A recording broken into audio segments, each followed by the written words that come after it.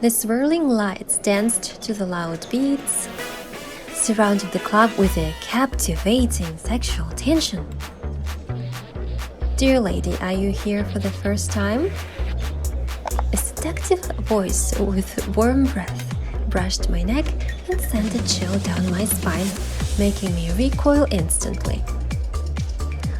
I turned back and saw this blonde man smirking, his diamonds-like eyes fixed on me dangerously. "Miss, you shouldn't be looking at me like this." He drew closer and gently covered my eyes with one hand. "I might fall for those beautiful eyes if you keep doing this." His low, alluring voice gave me goosebumps. I gathered my senses and pulled away his hand. The rough lines of his hot palms stroked my skin. "How long have you been in this line of work?" The man froze for a second before chuckling. "Miss, you've got it all wrong. I'm a decent guy." "Yeah, right. This place is full of decent guys like you." As I scoffed at his reply, a commotion erupted at the entrance, causing panic inside the club. "Police raid, no one moves." "Hey officer, what's all this about?" "There's been a report of a wanted criminal seen here. We're doing a thorough search." "A wanted criminal? That's impossible. How could— Hey officer!" As the manager was nagging the police, the man in front of me suddenly reached out and pulled me forward. "But hey, I can be less of a decent guy if you want me to." I felt his warm body through the thin shirts as his hot breath caressed every inch of my skin by the ear. I took a step back and then looked up at him with a beaming smile. "Sure, but it's too noisy here. Let's find a quiet place." The man seemed surprised, but he quickly smiled. "Right." He wrapped his arm around me and steered clear of the crowd, leading us deeper into the corridor. "What's your name?" "Larry."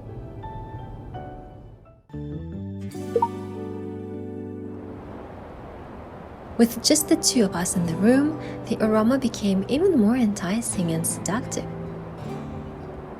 We locked eyes with each other.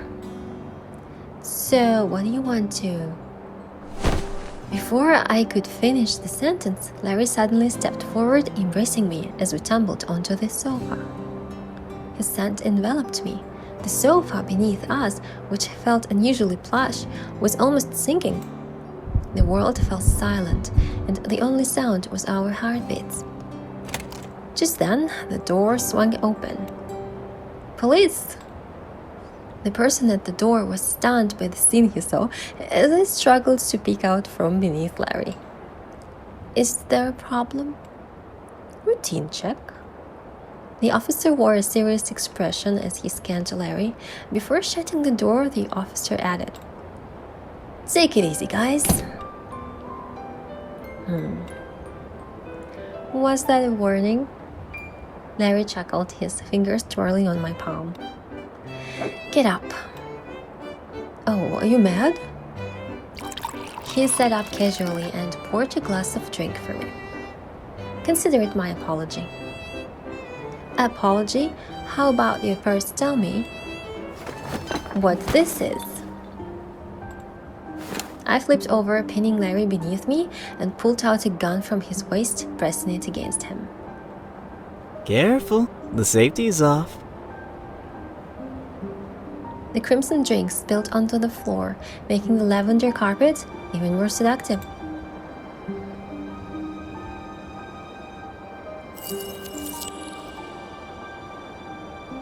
"I'll get scared if you keep pointing that gun at me." "Why weren't you scared before?" With such a beauty in my arms, even fear would have been forgotten.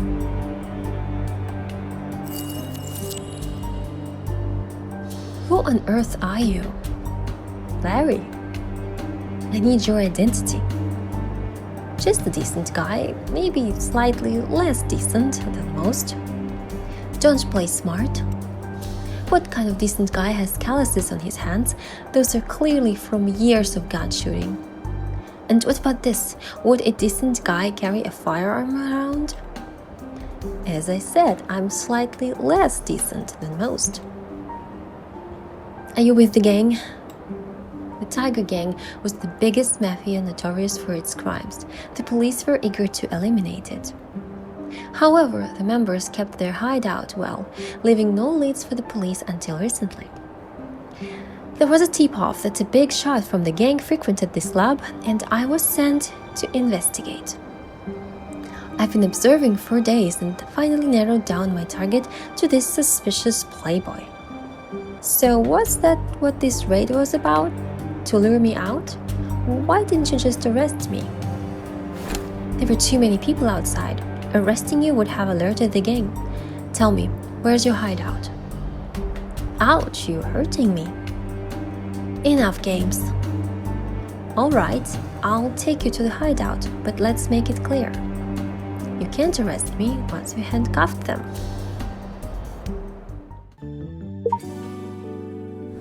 Larry led me through the twists and turns of the city until we stopped in a dark alley. Before us was an abandoned sewage plant, its exposed pipes covered in moss. Look over there. Larry pointed to a parapet. Behind it, someone crawled out from underground, followed closely by two more. There. Suddenly it dawned on me. If it weren't for Larry, no one would have guessed that the notorious Tiger Gang hid in the sewers. With a long history, the city had developed a vast, complex sewage system, a labyrinth of pipes. Originally designed to make maintenance easier, the system has turned into an underground city. This filthy, cramped place was hardly fit for human habitation, let alone for such a large game. I did what you asked. Can you let me go now? No way. We haven't caught the rest of the gang yet. Who knows what tricks you might pull? Ah, miss, your distrust is disheartening. In that case, I'll have to take back my freedom. Larry twisted his body before I could react, snatching the gun from my hand. With the cold barrel pressed against my head, I felt nothing but embarrassed. Shame. Utter shame. Farewell, my dear lady. I closed my eyes in shame as Larry pulled the trigger with a smirk on his face. There was no gunshot. When I opened my eyes, Larry was already running away with a loud guffaw. It was an empty gun. You are too beautiful to be killed. His wild guffaw triggered an adrenaline rush in me, and the next thing I know, I was chasing after him. Wait, where is he running to? He's rushing straight to the entrance to the sewer. The gang member squatting by the parapet smoking was taken aback by the sudden appearance of Larry. Larry loaded his gun and after two loud shots, the entire gang was alerted. Cops!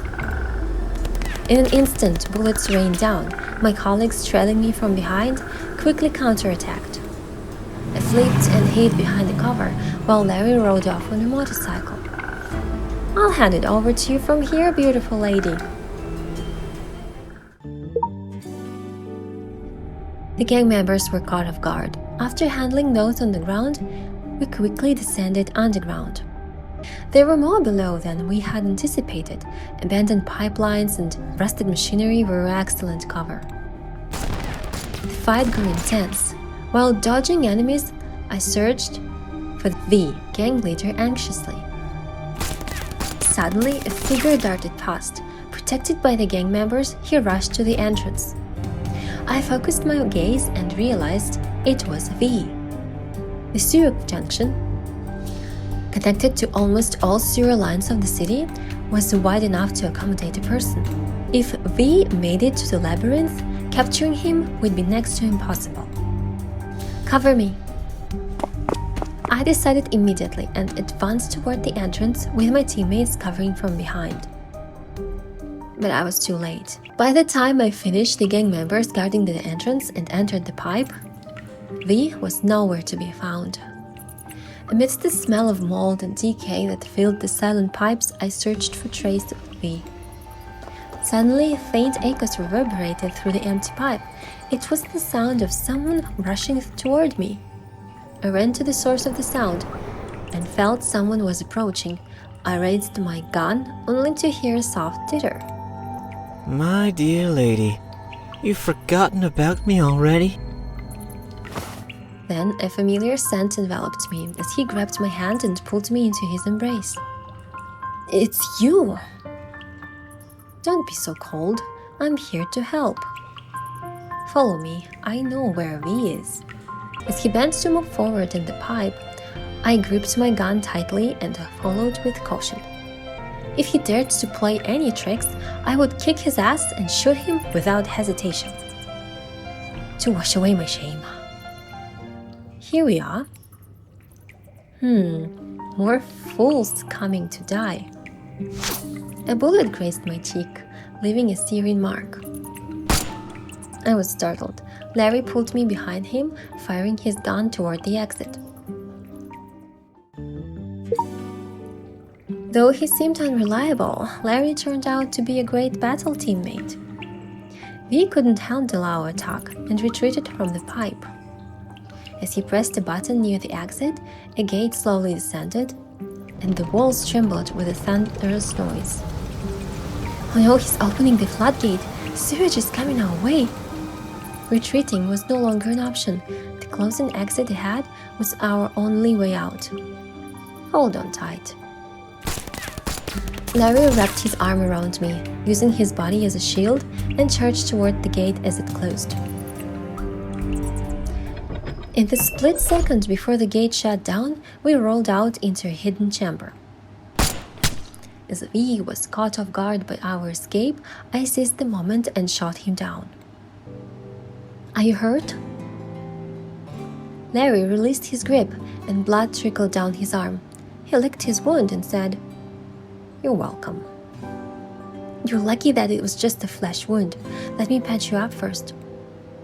Please be gentle, miss. I'm quite sensitive to pain. Ouch!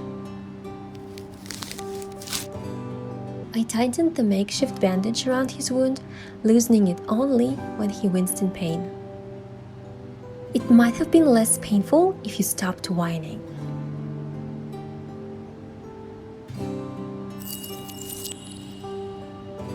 The pattern on this pendant seems familiar, and so is the name Larry. Larry. You're the one they call Al, a vigilante who's helped crack unresolved cases. Every piece of intel you provided came with a seal, exactly the same as the one on your pendant. My boss has been dying to recruit you, but you never showed up. Why? Because I'm not a decent guy, and only decent guys can handle police work.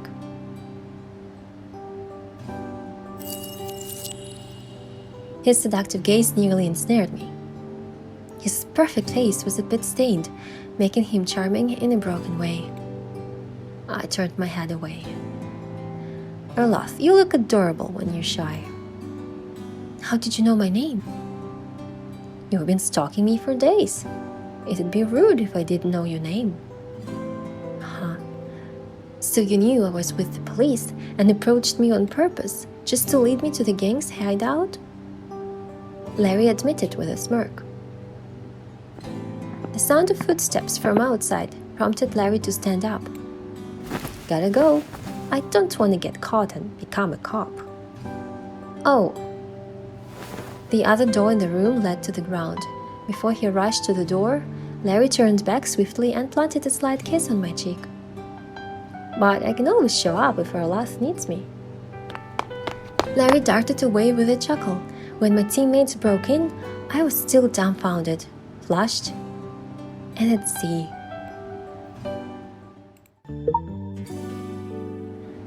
I'll catch that nemesis one day, I muttered angrily as I walked back. However, the next moment I fell over and everything went black. Upon opening my eyes, I found myself slumped over a table with a book resting under my arm. The Whispers of the Wind. It was Larry's latest novel, the story about a vigilante and a detective teaming up to solve cases. Just then, Larry's call came through.